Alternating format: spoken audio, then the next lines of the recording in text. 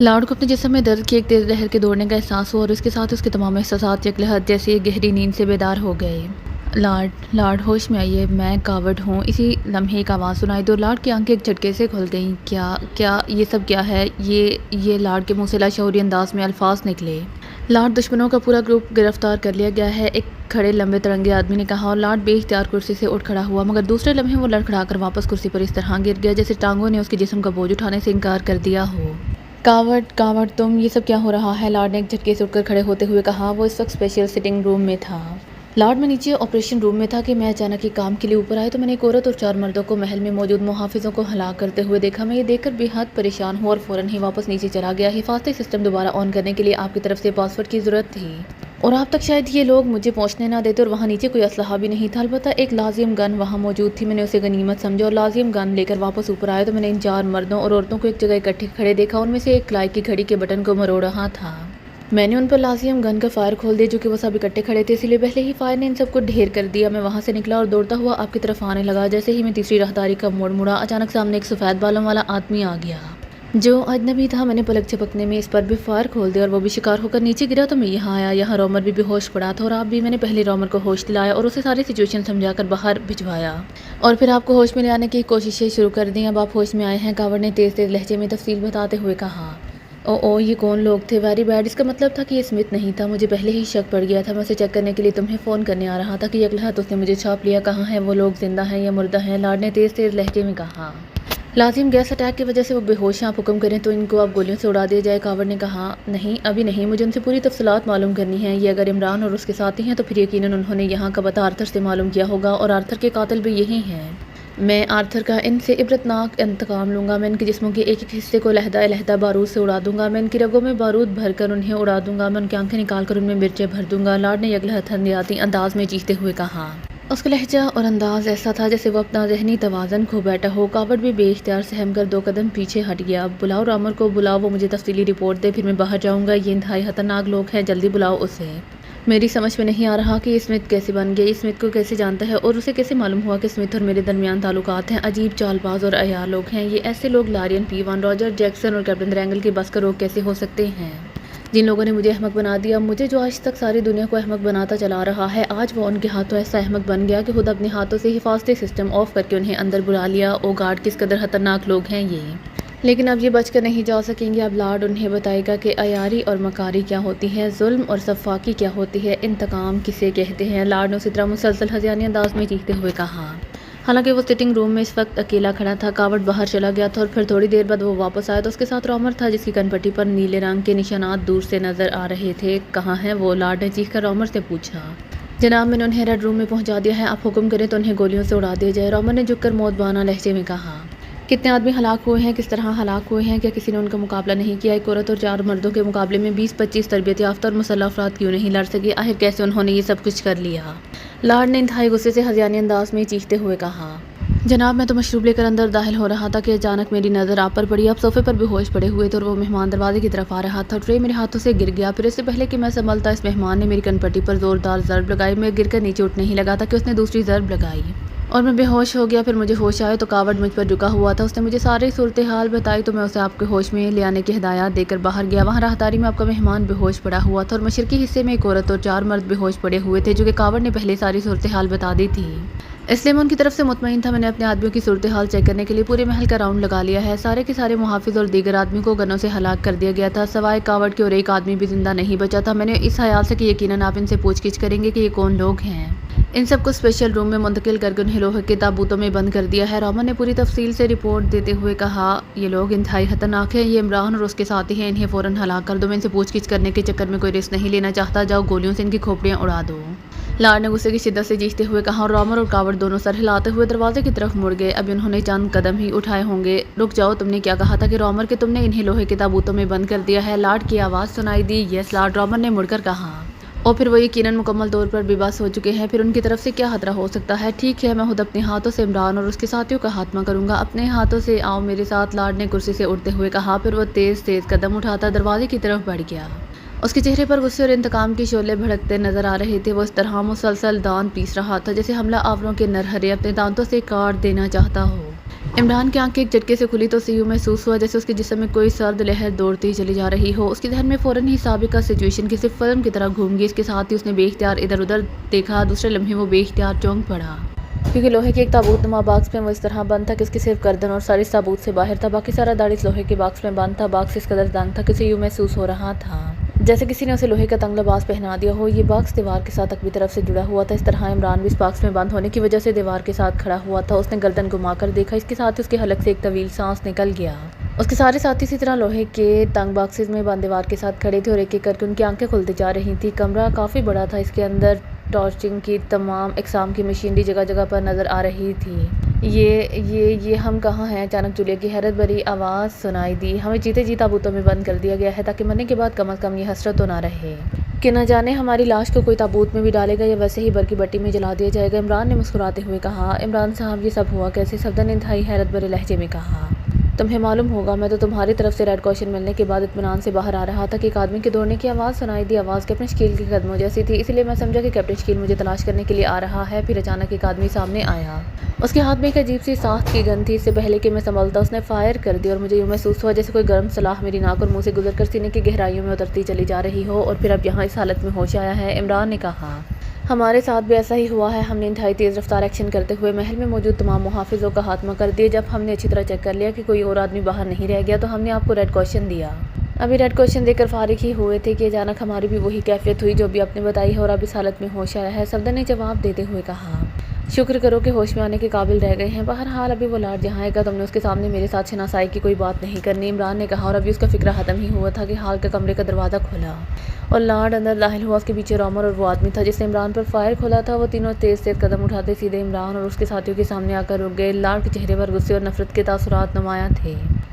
तो तुम अपने साथियों से कह रहे थे कि मेरे सामने तुम्हारे साथ शनासाई का इजहार ना करे। तुम्हें नहीं मालूम कि मुल्क का ऑपरेशन रूम में मैं मौजूद था और मेरे कहने पर तुम्हें होश में लाया गया और वहाँ बैठकर मैंने तुम्हारे दरमियान होने वाली सारी गुफ्तगू सुनी। मकसद सिर्फ इतना था कि मुझे मालूम हो सके कि तुम में से इमरान कौन है। और इस आदमी ने तुम्हें इमरान कहकर पुकारा और तुमने उसका जवाब दिया। लेकिन मेरी समझ में ये बात नहीं आ रही कि तुम्हें स्मिथ एंडरसन के बारे में कहाँ से मालूम होगा और तुम्हें मेरे और इसके दरमियान गहरे ताल्लुकात और खसूसी अल्फाज का इल्म कैसे हो गया।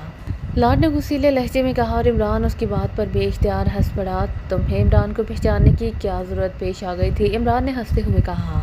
इसलिए कि मुझे मालूम है कि तुम और तुम्हारा ग्रुप प्राग में क्या करता फिर रहा है। तुम लोगों से मेरा कोई वास्ता नहीं था, लेकिन तुमने मेरे सौतेले बेटे आर्थर पर जिस अंदाज में होलनाक तशद्दुद किया और उसे हलाक किया, उससे मुझे तुम में दिलचस्पी पैदा हुई थी और अब ये दिलचस्पी मेरे हाथों तुम्हारी मौत पर मुंतनिज होगी। लाड ने दांत पीसने के अंदाज में कहा।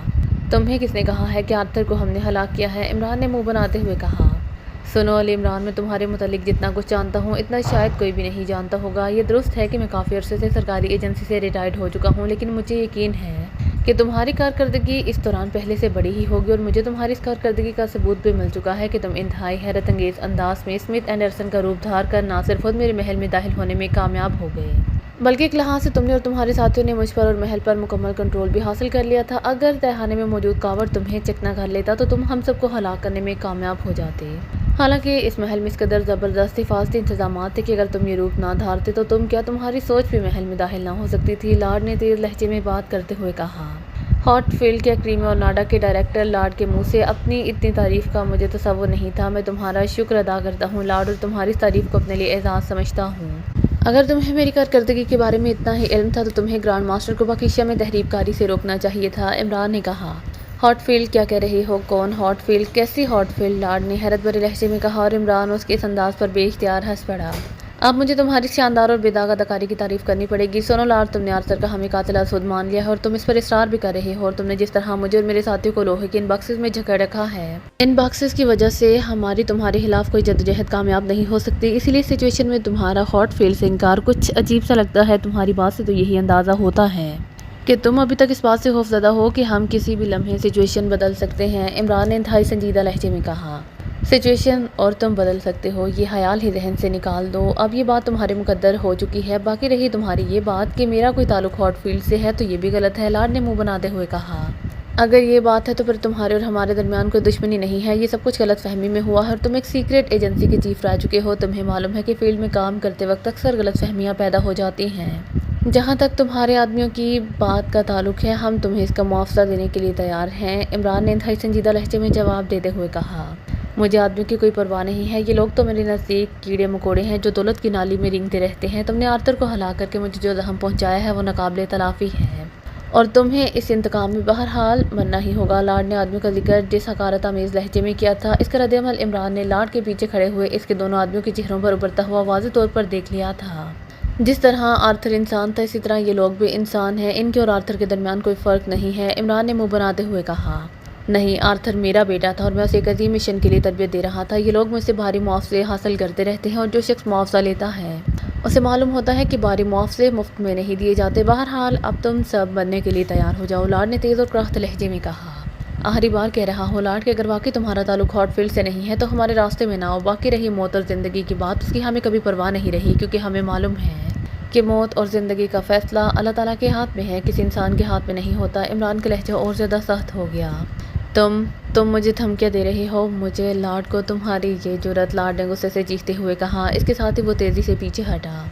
रॉमर और कावड़, इन सब की खोपड़ियाँ उड़ा दो, फायर करो इन पर, लार्ड ने चीखते हुए कहा। मगर सर, आप तो इंतकाम लेने की बात कर रहे थे, इस तरह तो ये फ़ौरन ही हलाक हो जाएंगे, कावड़ ने कहा।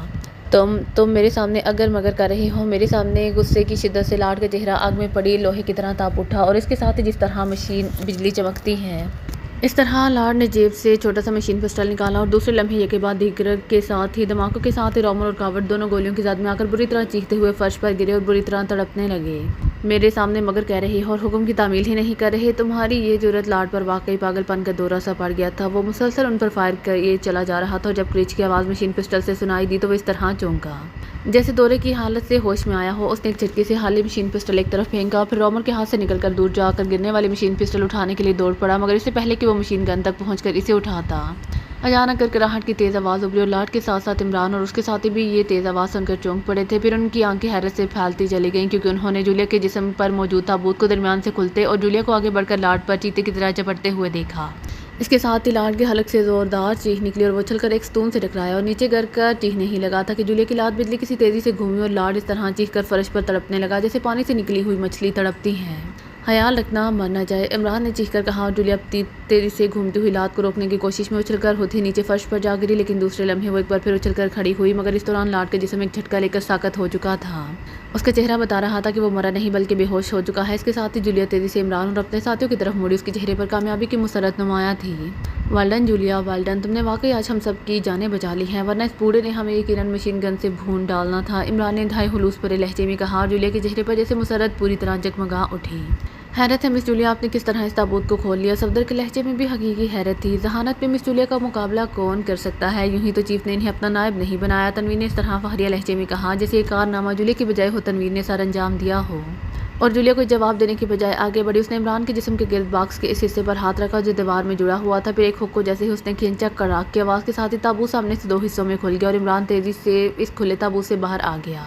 वाह, आज मुझे इस मुहावरे पर वाकई यकीन आ गया है कि वक्त पड़ने पर खोटे सिक्के भी काम आ जाते हैं, इमरान ने मुस्कुराते हुए कहा। बकवास मत करो, अगर मिस जूलिया अपनी कारकर्दगी का मुजाहरा ना करती तो आज तक तुम्हारी ये जहरीली ज़ुबान हमेशा के लिए खामोश हो चुकी होती। तनवीर की इंतहाई वसीली आवाज़ सुनाई दी। अरे मैं तो तुम्हें, ये जूलिया को तो कुछ नहीं कहा, मैं तो इनकी बात कर रहा था, इमरान ने मुस्कुराते हुए टाइगर का बॉक्स खोलते हुए कहा। तुम खामोश रहो तनवीर, ये शख्स हद से ज़्यादा खुदपरस्त वाक़ई हुआ है, ये चाहता है कि बस इसी की तारीफ होती रहे और उसकी कारकर्दगी के कसीदे पड़े जाते रहे हैं, जूलिया ने तनवीर का बॉक्स खोलते हुए वसीले लहजे में कहा। तो तनवीर का चेहरा अंदरूनी मुसरत से गुलाब के फूल की तरह खिल उठा। वैसे इमरान साहब आपने वाकई ज़्यादती की है, मिस जूलिया ने वाकई इस बार अपनी जहानत और कारकर्दगी से हम सब की जानें बचाई हैं, वरना इन बॉक्सेस ने हमें वाकई मुकम्मल तौर पर बेबस कर दिया था। सफदर ने भी जूलिया की हमायत करते हुए कहा। एक तो ये बड़ी मुसीबत है कि हर शख्स औरत की हमायत करना फ़र्ज समझ लेता है, चाहे बात उसकी समझ में आई हो या ना आई हो। भाई, मैंने कब कहा है कि जूलिया ने कारकर्दगी नहीं दिखाई, मैं तो सबसे पहले जूलिया की तारीफ की थी, इमरान ने अपने शकील को बॉक्स की गिरफ्त से आज़ादी दिलाते हुए मुंह बनाकर कहा। फिर तुमने जूलिया को खोटे सिक्के क्यों कहा है, तनवीर ने इंतहाई गुस्सीले लहजे में कहा। जूलिया को खोटा सिक्का? भाई, अब अपनी ग्रामर तो मुझे आती है कि मैं जूलिया को कहता तो खोटा सिक्का की बजाय खोटी चवन्नी कहता। मैंने भी खोटे सिक्के कहा था और जूलिया भी वाहिद है। मम मेरा मतलब है अभी शादीशुदा है, इसलिए सिक्के के लफ्ज़ इसके लिए इस्तेमाल नहीं हो सकते, तो मैंने डॉमर और कावट के लिए अल्फाज कहे थे, इमरान ने मुस्कुराते हुए कहा। अब बात मत बदलो, तुमने जो कुछ भी कहा था जूलिया को कहा था, तनवीर ने इसरार करते हुए कहा। इमरान साहब, इन दोनों आदमियों से मुझे तवक्को हरगिज़ नहीं थी, ये इस तरह हुक्म की तामील की बजाय आगे बात करेंगे, सफदर ने कहा। ऐसी तवक्को लार्ड को भी नहीं थी, इसीलिए लार्ड पर पागलपन का दौरा पड़ गया था। मैंने जानबूझकर लार्ड के आदमियों के बदले मुआवजे की बात की थी, क्योंकि मैं लार्ड की फितरत जानता हूँ, उसकी नज़र में आदमियों की कोई हैसियत नहीं है और वो इसके बगैर सोचे समझे इजहार भी कर देगा। चुनाचे वही हुआ, उसने जब अपने आदमियों को दौलत की नाली में रेंगते हुए कीड़े कहा तो उसके कम में मौजूद रामर और कावड़ दोनों के चेहरे बिगड़ गए। इसलिए उन्होंने लाड का हुक्म फौरी तौर पर मानने के बजाय बात करने की कोशिश की। लेकिन मुझे लाड से इस फुर्ती और तेज़ी की तवक्को नहीं थी जिस कदर फुर्ती और तेज़ी से इसने इन दोनों के हाथ में भी दिखाई है। बहरहाल इससे ये फ़ायदा हो गया है कि इनकी हचचाहट से हम पर फौरी तौर पर फायर ना खुल सका और जूलिया को मौका मिल सका कि वो अपनी कारकर्दगी दिखा सके। इसलिए मैंने इन दोनों के मुतालिक कहा था कि खोटे सिक्के भी वक्त पड़ने पर काम आ जाते हैं। वैसे जूलिया, तुमने क्या कहा था? मुझे तो वाकई अब तक इस समझ नहीं आ रही कि तुमने अंदर से इसे कैसे खोल लिया था। इमरान ने मुस्कुराते हुए पूरी वजाहत की तो जूलिया का सोता हुआ चेहरा एक बार फिर खिल उठा। बॉक्स मेरे जिस्म से बड़ा था इसलिए मैं अंदर अपने हाथ और बाजुओं को आसानी से हरकत दे सकती थी। इतना मुझे मालूम था कि इसका सिस्टम ऑपरेशनल लाजमन बाहर होगा। इसलिए जब तुम इस लाड से बातें कर रहे थे मैंने गर्दन घुमाकर बाहर का जायजा लिया। फिर मुझे दाएं हाथ पर यह हुक्म नजर आ गया। अब मसला था हाथ बाहर निकालने का। दीवार और इस बॉक्स के दरमियान मामूली सा हालात था। चुनाचे मैंने अंदर अपने जिस्म को एक साइड पर मोड़ा और बड़ी मुश्किल से उंगलियों को इस हला में गुजारा जब वो लाड अपने आदमियों पर गोलियां बरसा रहा था। इस वक्त मेरी उंगलियां सलाह में रेंग कर हुक को पकड़ने की कोशिश में मसरूफ थीं और फिर अल्लाह ताला का करम हो गया। अचानक हुक मेरी उंगलियों की ग्रिप में आ गया और नतीजा ये हुआ कि ऐन वक्त पर मैं बॉक्स की ग्रिप से आज़ाद हो गई। जूलिया ने कहा, गुड आदमी को वाकई हौसला नहीं हारना चाहिए। कोशिश करते रहो तो अल्लाह ताला ज़रूर करम करता है और नामुमकिन भी मुमकिन हो जाता है। इमरान ने मुस्कुराते हुए कहा और लाड की तरफ बढ़ गया जो फर्श पर बेहोश पड़ा हुआ था। उसकी कनपट्टी पर नीले रंग का निशान नुमाया नजर आ रहा था। हाँ, उसका अंदाज तो ऐसा था जैसे ये सच कह रहा हो, लेकिन उसकी अपनी बातें इसके ताल्लुक को जाहिर कर रही थी। अगर उसका ताल्लुक हॉट फील्ड से ना था तो फिर उसे ग्रांड मास्टर गार्बर आर्थर की हलाकत की इत्तला क्यों दी गई? अब उसे बुलवाना पड़ेगा, क्योंकि अगर वाकई हॉट फील्ड है तो फिर ये आखिरी आदमी है जिस बारे में कुछ बता सकता है। इमरान ने कहा, पहले इसके महल की तलाशी ले ली जाए, शायद कोई काम की चीज़ सामने आ जाए। सफदर ने कहा, नहीं, ये महल बहुत बड़ा है, तलाशी लेते लेते कई रोज़ गुजर जाएंगे, इसलिए मैं इसे सब कुछ उगलवाना पड़ेगा। इसे उठाओ और यहाँ से बाहर ले चलो ताकि इससे इत्मीनान से पूछगिछ की जा सके। इमरान ने बात करते करते टाइगर को लाड के उठाने का इशारा करते हुए कहा, यहाँ इसे पूछगिछ कर लो, यहाँ तो टॉर्चर का तमाम सामान मौजूद है। तनवीर ने कहा, सामान की क्या ज़रूरत है, वो इशारा कुचलने वाला हरबा इस्तेमाल करो, वो तो इंतहाई कारामद हरबा है। जूलिया ने कहा, नहीं, ये काफ़ी बूढ़ा है और बूढ़े आदमी में इतनी कुव्वत मुदाफ़त नहीं होती, इसलिए इस पर ना ही इशारा कुचलने वाला हरबा इस्तेमाल किया जा सकता है और ना नतने काट कर पेशानी की रगें ज़रब लगाने वाला। इसके साथ कोई और खेल खेलना पड़ेगा। इमरान ने मुस्कुराते हुए कहा। इस दौरान टाइगर लाड को कंधे पर उठा चुका था और फिर वो स्टॉचिंग रूम से बाहर आ गए। थोड़ी देर बाद वो सब एक बार फिर इसे सिटिंग रूम में पहुंच गए जहां रॉमर इमरान को लाड से मिलवाने लेकर गया था। कोई रस्सी तलाश कर आओ, इसे कुर्सी से बांधना पड़ेगा, इमरान ने कहा और तनवीर और सफदर सर हिलाते हुए बाहर चले गए जबकि बाकी अफराद वहीं बैठ गए। लाड को एक बार फिर सोफे पर लटा दिया गया। थोड़ी देर बाद तनवीर और सफदर वापस आए तो तनवीर के हाथ में नायलॉन की बारीक सी रस्सी का बंडल मौजूद था और चंद लम्हों बाद ही लाड को एक कुर्सी पर बिठाकर अच्छी तरह बांध दिया गया। अब इसका नाक और मुंह बंद करके इसे होश में लेकर आओ ताकि इसे मुज़ाकरात का आगाज़ किया जा सके, इमरान ने कहा और सफदर ने आगे बढ़कर दोनों हाथों से इसका नाक और मुंह बंद कर दिया। चंद लम्हों बाद लाड के जिस्म में हरकत के आसार नमदार होने लग गए और सफदर पीछे हटकर एक कुर्सी पर बैठ गया। इमरान लाड के सामने वाली कुर्सी पर बैठा हुआ था। थोड़ी देर बाद लाड ने कराहते हुए आंखें खोल दी और इसके साथ उसने बेख्तियार उठकर खड़े होने की कोशिश की, लेकिन उसका जिस्म सिर्फ झटका खाकर रह गया। तुम ये औरत इस ताबूत से कैसे रहा हो गई? ये तो नामुमकिन है। लाड ने पूरी तरह होश में आते ही इमरान के साथ बैठी हुई जूलिया को हैरत भरी नज़रों से देखते हुए कहा, औरतों और मर्दों के जिस्मानी तनासुब में फ़र्क होता है। तुम्हारी इतनी उम्र गुजर गई लाड, लेकिन तुम ये फ़र्क आज तक महसूस नहीं कर सके। जो बॉक्स हमारे लिए टाइट था वो जूलिया के लिए टाइट नहीं था और जूलिया की पतली उंगलियां सलाह से गुजरकर इस ऑपरेशनल हुक तक पहुंच जाने में कामयाब हो गई थी, जिसके नतीजे में सिचुएशन बदल गई। मैंने तो तुम्हें पहले ही कहा था कि अपने आदमियों का मुआवजा ले लो वरना सिचुएशन बदल सकती है, लेकिन तुम तो खराकू बने हुए थे। हमारी मौत का ऐलान इस तरह कर रहे थे जैसे मौत का इख्तियार तुम्हारे हाथों में दे दिया गया हो, इमरान ने इंतहाई संजीदा लहजे में कहा और लाड ने बेख्तियार होंठ बेच लिए। माम मैं तसव्वुर भी नहीं कर सकता था कि तुम लोग इन ताबूतों से इस तरह भी असुद रहा हो सकते हो। बहरहाल ठीक है, ऐसा हो भी गया। अब तुम क्या चाहते हो? लाड ने एक तवील सांस लेते हुए कहा, सिर्फ इतना बता दो कि हॉट फील्ड नामी तंजीम के क़याम का मकसद क्या है। और सुनो, अगर तुम ये बात दुरुस्त तौर पर बता दो तो मैं तुम्हें जिंदा छोड़कर भी वापस जा सकता हूँ, वरना तुम जानते हो कि इस वक्त इस वसी और इस महल में तुम्हारे अलावा तुम्हारा और कोई साथी जिंदा भी नहीं। और जिस कदर जनूनी अंदाज में तुमने अपने दो आदमियों पर मशीन पिस्टल की गोलियां बरसाई हैं, इसी ज़्यादा जनूनी अंदाज में तुम्हारे जिस्म पर मशीन गन की गोलियां भी बरस सकती हैं, इमरान ने इंतहाई संजीदा लहजे में कहा। मैंने इस वक्त तुम्हें, जबकि तुम मौत के पंजे में फंसे हुए थे और मैं आज़ाद था, यही बताया था कि मैंने ये नाम ही पहली बार सुना है। अगर मुझे पता होता तो मैं इस वक्त ना बता देता, जब मेरे तसव्वुर में भी नहीं था कि सिचुएशन बदली जा सकती है, लाड ने होंठ चबाते हुए कहा। तुम स्मिथ एंडरसन के गहरे दोस्त रहे हो, इसलिए तुम जानते ही होगे कि जब स्मिथ एंडरसन को किसी ऐसे आदमी का मुंह खुलवाने की जरूरत पेश आती थी जिस पर वो तशद्दुद भी ना कर सकता हो, जिसके दहन को बुढ़ापे की कमजोरी की वजह से हिप्नोटाइज भी ना किया जा सकता हो, और जो बुढ़ापे की वजह से यकीनन पेचीदा बीमारियों का मरीज हो, तो वो क्या तरीका इख्तियार करता था, इमरान ने मुस्कुराते हुए कहा। मुझे नहीं मालूम और सुनो, मैं वाकई दुरुस्त कह रहा हूँ। मेरा कोई ताल्लुक किसी हॉट फील्ड से किसी तरह भी नहीं है। तुम जो चाहे मेरे साथ सलूक कर लो, जो तरीका भी चाहो इस्तेमाल कर लो, लेकिन आखिरकार तुम भी इस नतीजे पर पहुंचोगे कि जो कुछ मैं कह रहा हूँ वही दुरुस्त है, लाड ने जवाब दिया और इमरान एक बार फिर मुस्कुरा दिया। आर्थर ने मुझे बताया था और वैसे भी हालात और वाक़यात से भी यही साबित होता है। ग्रैंड मास्टर को ये गलत फहमी थी कि उसका रब्ता हेडक्वार्टर से है। मैंने वो मशीनरी देखी है जिसे वो हेडक्वार्टर से रब्ता करते थे, लेकिन मुझे मालूम है कि इस मशीनरी की रेंज ज़्यादा बड़ी नहीं है। इसलिए वो जिसे हेडक्वार्टर समझते रहे वो यही सीसल पैलेस है और जिसे वो बिग बॉस कहते रहे इसका नाम लाड है। तुम्हारे महल के तहखानों में इसकी रिसीविंग मशीनें चेक की जा चुकी हैं, कहो तो तुम्हें साथ ले चले, इमरान ने मुस्कुराते हुए कहा। तो लाड के चेहरे पर इस्तहज़ाई मुस्कुराहट उभर आई। इस तरह के जहनी खेल मैं बेशुमार खेल चुका हूँ मिस्टर अली इमरान, ये महल मेरा है, मैंने इसे बनाया है, इसके एक एक चप्पे से मैं वाकिफ़ हूँ। यहाँ तुम्हें ऐसी कोई मशीनरी दस्तियाब नहीं हो सकती। हाँ, मेरी बेहोशी के दौरान तुम खुद कोई ऐसी मशीन यहाँ पहुँचा चुके हो तो मैं क्या कह सकता हूँ, लाड ने मूसीका हेज़ लहजे में कहा। ये क्या इसकी बकबक सुन रहे हो, तुम इसे मेरे हवाले करो, मैं भी चंद मिनट में से सीधा कर देता हूँ। खामोश बैठे हुए तनवीर ने यकलहत इंतहाई उसीले लहजे में कहा और लाड ने मुड़कर तनवीर को ऐसी नज़रों से देखा कि जैसे वो इंतहाई हकीर और घटिया आदमी के रूप में देख रहा हो। फिर उसने एक झटके से नजरें घुमाई और बेख्तियार इस तरह होंठ पेश लिए जैसे उसे तनवीर की इस बात से शदीद ज़हनी और जज्बाती दचका पहुंचा हो। मेरा ये साथी डायरेक्ट एक्शन का कायल है लाड, अगर तुम्हारी सेहत ठीक होती तो उसका डायरेक्ट एक्शन वाकई तुम्हारी ज़ुबान खुलवा देता है, इमरान ने मुस्कुराते हुए कहा। मैं तुमसे दुरुस्त कह रहा हूँ और सुनो, अगर तुम मुझे कुछ ना कहो तो मेरा वादा है कि मैं फिर कभी तुम्हारे रास्ते में नहीं आऊँगा, लाड ने कहा। ये तुम्हारा आखिरी फैसला है कि तुम कुछ नहीं बताओगे, अचानक इमरान ने सर्द लहजे में कहा। आखिरी ये पहले का फैसले का मतलब मैं कुछ जानता होता तो मुझे क्या ज़रूरत थी कि हम तुम लोगों की तरफ से होने वाले मुतवक्का तशद्दुद को बर्दाश्त करता, लाड ने मुँह बनाते हुए कहा। टाइगर, इमरान ने मुड़कर टाइगर से मुखातिब होकर कहा। यस पास, टाइगर ने कुर्सी से उठकर खड़े होते हुए कहा। लाड का सर बालों से बेनियाज है और मुझे अच्छा नहीं लगता, यकीनन इसके बालों की जड़ें इसकी खोपड़ी के अंदर मौजूद होंगी। मैं चाहता हूँ कि लाड के सर पर इस तरह बाल नजर आने लग जाएं जैसे फसल खेत में लहलहाती है। क्या ख्याल है, इमरान ने सर्द लहजे में कहा। यस पास, जैसे आप हुक्म करें, टाइगर ने जवाब दिया। तो जाओ बंदोबस्त करो, इस टॉर्चर रूम में ब्लू पम्प पड़ा मैंने देखा है और बाग में ब्लू बम्बो प्लांट्स भी हैं, इमरान ने कहा। इस पास, टाइगर ने कहा और तेज तेज कदम उठाता फिर उन्हें दरवाजे की तरफ बढ़ गया। लाड और इमरान के सारे साथी हैरत से इमरान को देख रहे थे। ये क्या तमाशा शुरू कर दिया है तुमने, जूलिया से रहा ना गया तो वो बोल पड़ी। अब इस तमाशे का नतीजा सामने आ जाएगा। स्मिथ एंडरसन का यही कमाल है कि वैसे ही हैरत अंगेज कमालात दिखाया करता था, इमरान ने मुस्कुराते हुए कहा। तुम करना क्या चाहते हो, लाड ने होंठ बेचते हुए कहा। कुछ नहीं, सिर्फ तुम्हारे सर पर बाल उगवाना चाहता हूँ। तुम्हारे बालों की जड़ों तो मौजूद होंगी लेकिन मुर्दा हो चुकी होंगी। टाइगर बारी बारी एक एक को जिंदा करना शुरू कर देगा और तुम्हारे सर पर बालों की फसल लहलहा उठेगी।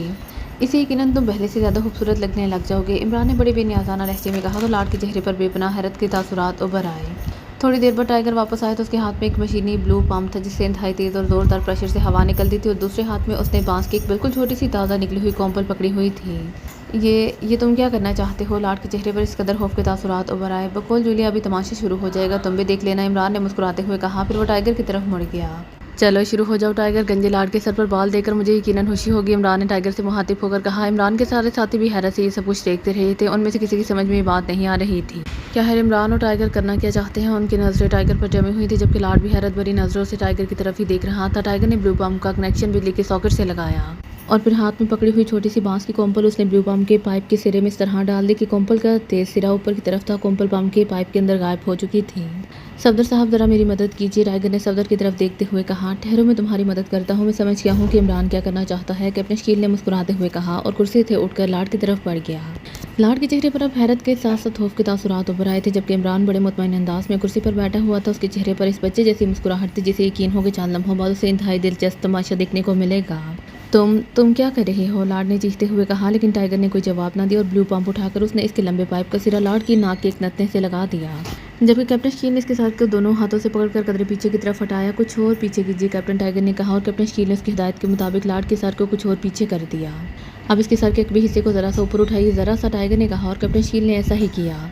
रुक जाओ, तुम पागल हो, क्या कर रहे हो, लाड ने हज़ानी अंदाज में चीखना शुरू कर दिया। लेकिन जाहिर है उसकी सुनने वाला वहाँ कौन था, किसी को लाड से कोई दिलचस्पी नहीं थी। सब हैरत भरे अंदाज में ये दिलचस्प तमाशा देख रहे थे। अब सर को मजबूती से पकड़े रखें, टाइगर ने कैप्टन शकील से कहा। इसके साथ ही उसने ब्लू पम्प का ट्रैगर दबा दिया। सर की तेज़ आवाज़ एक लम्हे के लिए गूंजी और फिर खामोशी छा गई। टाइगर ने ब्लू पम्प हटा दिया था जबकि कैप्टन शकील ने भी दोनों हाथ लाड के सर से दूर कर लिए थे। लाड की आंखों से पानी बह रहा था और नाक एक नतने से खून की एक पतली सी लकीर बिल्कुल बाहर निकल कर बह रही थी। उसके चेहरे पर हल्की सी तकलीफ और बेचैनी के तासुरात थे लेकिन वो कतई नॉर्मल था। ये क्या कर दिया है तुमने, क्या तुम पागल हो, लाड ने होंठ चबाते हुए कहा। अभी थोड़ी देर में तुम्हारे गंजे सर पर पहला बाल नमूदार होगा, इमरान ने मुस्कुराते हुए कहा। टाइगर ब्लू पम्प उठाकर एक तरफ इतराक कर इत्मीनान से दोबारा कुर्सी पर जाकर बैठ गया था। ये क्या हुआ, क्या वो बांस की कोम्पल इसके दिमाग में चली गई है, लेकिन फिर तो इसे मर जाना चाहिए था, जूलिया ने इंतहाई हैरत भरे लहजे में कहा। कुदरत ने दिमाग को इंतहाई मजबूत गुलाफ में बंद कर रखा है, इसीलिए दिमाग बावजूद ज़बरदस्त एक्सीडेंट के भी अक्सर महफूज रहता है, इमरान ने मुस्कुराते हुए जवाब दिया। अरे ये मेरे दिमाग में सरसराहट क्यों हो रही है, ये क्या हो रहा है, मुझे यूँ लग रहा है जैसे कोई कीड़ा रेंग रहा हो, लाड ने अचानक चीखते हुए कहा। फिर उसके चेहरे पर बेचैनी के तासुरात तेजी से फैलते चले गए। वो बार बार होंठ बेचता, आंखें बंद करके खोलता, सर को दाएं बाएं और आगे पीछे झटके देता, लेकिन बेचैनी में लम्हा ब लम्हा इजाफा होता चला गया। फिर अचानक उसने चीखना शुरू कर दिया। फिर ये चीखें लम्हा ब लम्हा बढ़ती चली गईं। उसका चेहरा बेचैनी और इज़्तिराब की शिद्दत से बुरी तरह मसा हो चुका था। तकलीफ़ इस कदर शदीद थी कि उसका सुर्ख़ सफ़ेद चेहरा तकलीफ़ की शिद्दत से स्याह पड़ गया था। आंखें उबलकर बाहर आ गई थी। उसने अब हज़ियाने अंदाज़ में चीखना और सर मारना शुरू कर दिया था। उसकी हालत वाक़ई काबिल रहम हद तक ख़राब हो चुकी थी। पूरा जिस्म इस तरह भीग गया था जैसे किसी ने उसे लिबास के समेत आबशार के नीचे बिठा दिया हो। ये क्या हो रहा है? ये क्या हो रहा है? ओह गॉड, ये क्या हो रहा है? इसे रोको, लाड ने हरियाणवी अंदाज में चीखते हुए कहा। लेकिन इमरान और उसके साथी खामोश बैठे ही सब कुछ देख रहे थे और चंद लम्हों बाद जब अचानक लाड के अंडे के छिलके की तरह साफ सर में पेशानी के करीब बांस की कोंपल का सिरा बाहर को निकलता नजर आने लगा तो सफदर, तनवीर और जूलिया तीनों के चेहरे हैरत और खौफ से बिगड़ से गए। वो देखो, पहला बाल नमदार हो रहा है, इमरान ने मुस्कुराते हुए कहा। लेकिन लाड ने शायद उसकी बात अब तक ना सुनी थी। उसकी हालत अब वाकई इंतहाई हद तक ख़राब हो चुकी थी। इधर इमरान और उसके साथी कोंपल को तेज़ी से बाहर निकलते देख रहे थे। कोंपल का रंग यकलहत सुर्ख हो गया था। फिर अचानक कोंपल काफ़ी से ज़्यादा बाहर आ गई। फिर एक झटके से वो सुई जितनी कोंपल सालम बाहर आकर लाड की पेशानी पर गिरी और फिसलती हुई नीचे फर्श पर जा गिरी। इसके साथ ही जैसे लाड को बेहोश होने वाली तकलीफ यकलहत ख़त्म हो गई। उसने बेइख्तियार लंबे लंबे सांस लेने शुरू कर दी। उसका मसाशुदा और बिगड़ा हुआ तेज़ी से चेहरा नॉर्मल होता चला गया। फिर अचानक एक झटके से उसका सर एक तरफ को ढलक गया। वो बेहोश हो चुका था। कमाल है, ये सब तो जादू है। ये कोंपल तुमने नाक में डाली और ये सर से बाहर आ गई, ये कैसे हो सकता है? उस वक्त उसकी तकलीफ और बेचैनी अरूज पर पहुंची हुई थी। लेकिन अब जबकि इसकी तकलीफ बज़ाहिर दूर हो गई है तो ये बेहोश हो गया है। जूलिया ने इंतहाई हैरत भरे लहजे में कहा तो इमरान मुस्कुरा दिया। खोपड़ी के अंदरूनी गुलाफ में मुसलसल रेंगती हुई बांस की इस नौज़ायदा कोंपल की मौजूदगी में ये बेहोश कैसे हो सकता था? और जबकि इसकी तकलीफ दूर हुई है ये बेहोश हो गया है। ये तरीका दरअसल स्मिथ एंडरसन की ईजाद है। असल तरीका तो अफ्रीका के कादम होर कबीले का है, लेकिन उसे हलाकत के लिए दूसरे अंदाज में इस्तेमाल करते हैं। उन्होंने जिस मुजरिम को सजा देनी हो उसे बांस की नई पैदा होने वाली कोंपल के ऊपर पुश्त के बल लटाकर इस तरह बांध देते हैं कि वो मामूली सी हरकत भी ना कर सके और फिर वो चले जाते हैं। बांस की ये कोंपल इस कदर तेज़ी से ऊपर को उठती है कि इसकी नोक आहिस्ता आहिस्ता इस आदमी की पुश्त में सुराख करती चली जाती है और वो आदमी तकलीफ की शिद्दत से बुरी तरह चीखता रहता है। लेकिन ना ही बेहोश हो सकता है और ना ही हलाक हो सकता है, क्योंकि ये कोंपल ना इसके दौरान खून को रोकती है और ना इसके जहन और असाब को काटती है। लेकिन चूँकि कबीले वाले इस आदमी को मौत की सज़ा देना चाहते हैं, इसलिए ये पुश्त के नीचे कोंपल को ऐसी जगह पर रखते हैं कि बढ़ते बढ़ते आखिरकार उसके दिल में घुस जाती है और वो आदमी इस तरह तड़प तड़प कर हलाक हो जाता है। और जब दिन के वक्त कबीला वापस आता है तो बांस का ये नन्हा सा पौधा इस आदमी के सीने से निकलकर फिजा में लहरा रहा होता है। बांस की कोंपल में ये खासियत है कि जब तक इसे ताज़ा हवा ना मिले वो इंतहाई तेज़ी से ऊपर को उठती है।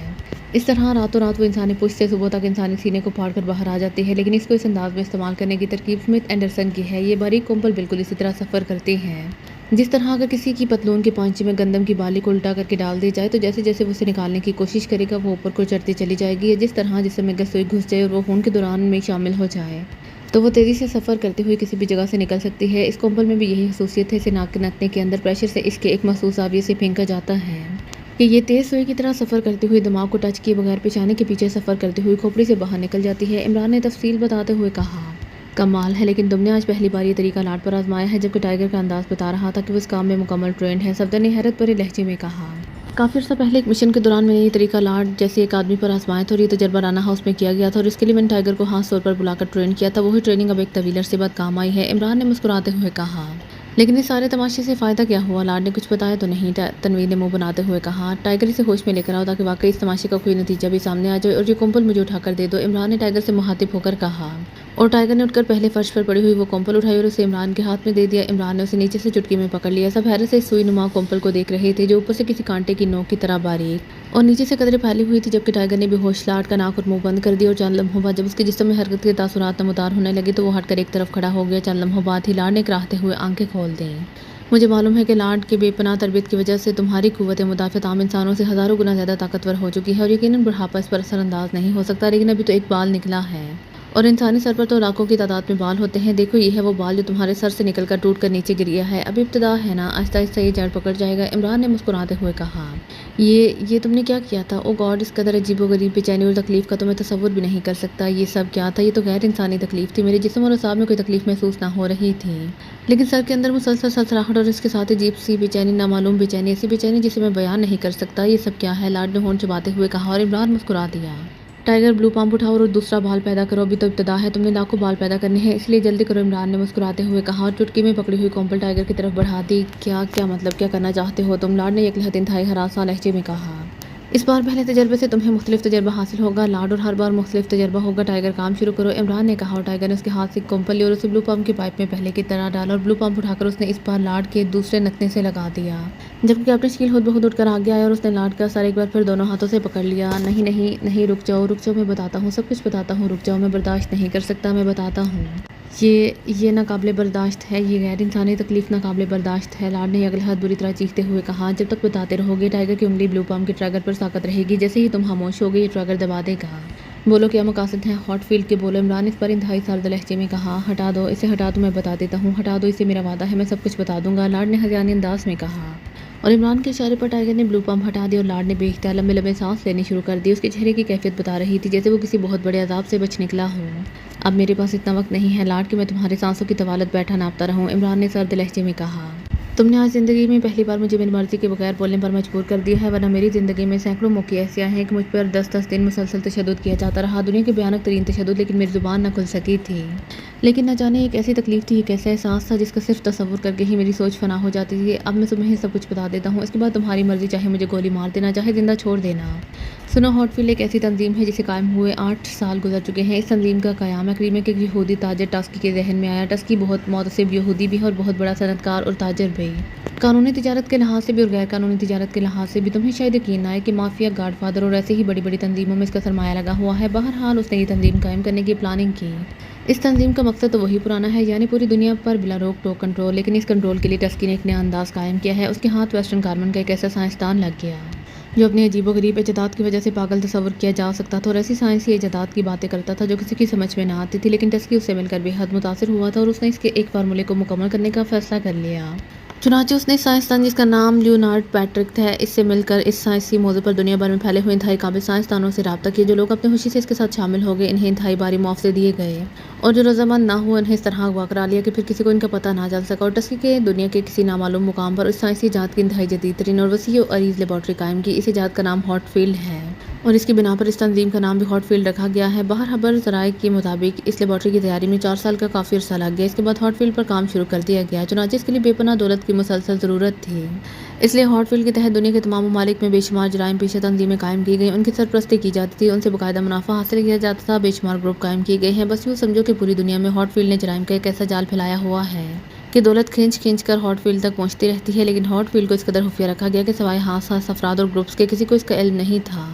सिर्फ चंद ऐसे ग्रुपों को जो बराह रास्त टस्की के तहत थे इन्हें मालूम था, और इनमें क्रीमा का P1 ग्रुप भी था। और ये भी बता दूं कि P1 दरअसल टस्की का भाई था। मेरे टस्की से दोस्ताना ताल्लुकात रहे थे, इसलिए मैं जब रिटायर्ड हुआ तो टस्की ने मुझे अपने तहत रख लिया, फिर क्रीमी और नाडा का निगरान मुकर्रर कर दिया। ये सब शानो शौकत, ये महल, ये जागीर सब टस्की की बदौलत है। टस्की को 2 साल हो गए हैं फोत हो चुका है और उसकी वसीयत के मुताबिक हॉटफील्ड का कंट्रोल उसके मुकर्रर करदा 4 आदमियों के पास है जिन्हें डायरेक्टर कहा जाता है, जिनके मुतालिक कोई नहीं जानता कि वो कौन है। अलबत्ता चेयरमैन वही साइंसदान लियोनार्ड है। ये डायरेक्टर अपने अपने तौर पर दुनिया के मुख्तलिफ मुल्कों में मौजूद तंजीमों को कंट्रोल करते हैं, लेकिन अहम फैसले मुश्तरका इजलास में होते हैं। लार्ड जब बोलने पर आए तो वाकई मुसलसल बोलता चला गया और इमरान और उसके साथी हैरत से ये सब कुछ सुनते रहे।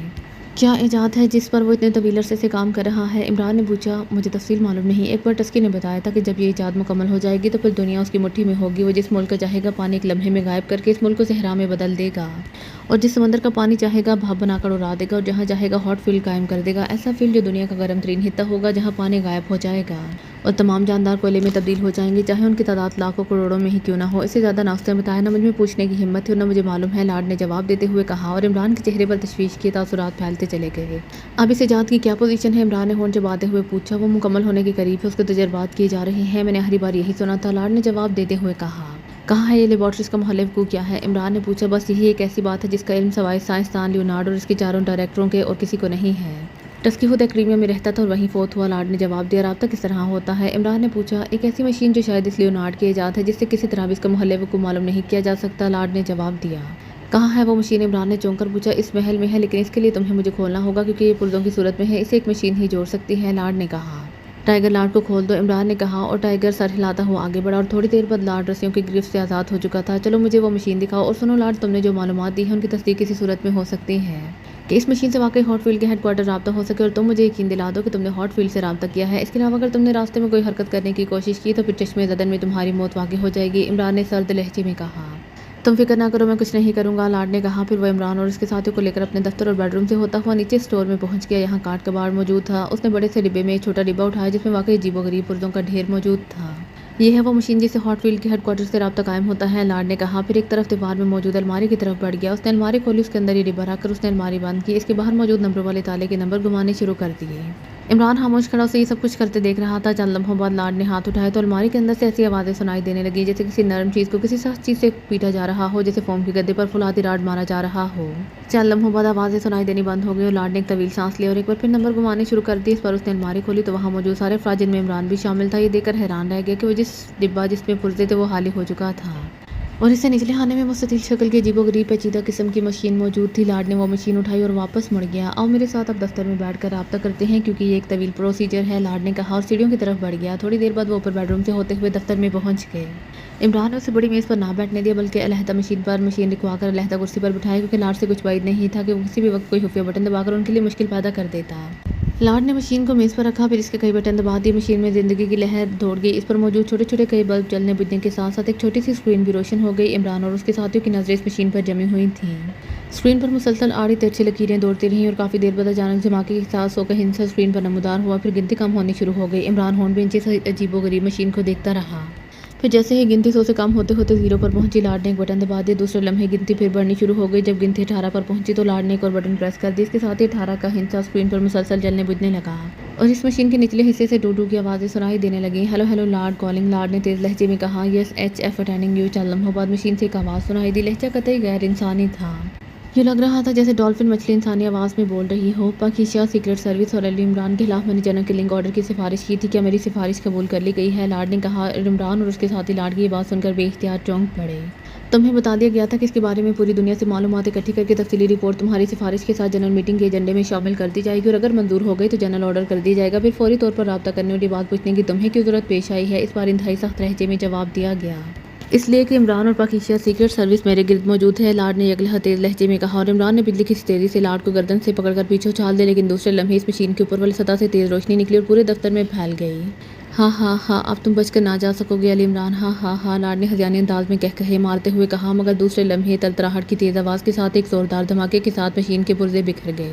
ये फायरिंग सफदर ने की थी, इसके हाथ में मशीन पिस्टल मौजूद था। वेल डन सफदर, तुमने बर वक्त इकदाम किया है, इमरान ने तहसीन अमेज़ लहजे में कहा। फिर वो लाड की तरफ मुड़ा जो अब उठकर बैठा हैरत से आंखें फाड़े पुर्जे पुर्जे हुई मशीन को देख रहा था, जैसे उसे यकीन ना रहा हो कि ऐसा भी हो सकता है। ओ हेडक्वार्टर लाइट चेकिंग के चक्कर में पड़ गया। अगर वो रेड रेज फ़ौरन ऑन कर देते तो इस कमरे में मौजूद हर चीज़ भस्म होकर रह जाती। बहरहाल अब उन्हें मेरी सिफारिश पर यकीन आ गया होगा और अब तुम्हारे खिलाफ जनरल किलिंग ऑर्डर जारी हो जाएगा। इसके बाद चारों तरफ से मौत तुम पर झपट पड़ेगी, भूखे काबों की तरह, शिकारी कुत्तों की तरह, खतरनाक चीतों की तरह, और तुम्हें दुनिया भर में कहीं भी पनाह ना मिल सकेगी, कहीं भी।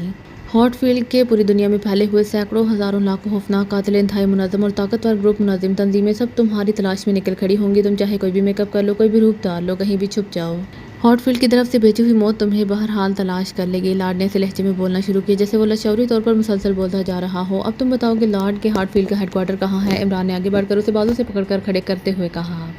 हाँ हाँ, कोई नहीं बता सकता, किसी को इल्म नहीं कि कहाँ है वो, और वो हो सकता है कि थोड़ी देर बाद तुम्हें इसकी ज़रूरत ही ना पड़े, लाड ने हज़ियानी अंदाज में हंसते हुए कहा। इसके साथ इमरान का बाजू घूमा और लाड की कनपट्टी पर एक ज़ोरदार दर्द पड़ी और वो चीखता हुआ उछलकर नीचे गिरा। उसके जिस्म एक झटके से साकत हो गया, उसकी आंखें ऊपर को चढ़ गईं, वो हलाक हो चुका था। ये तो मर गया है, सफदर ने हैरान होकर कहा।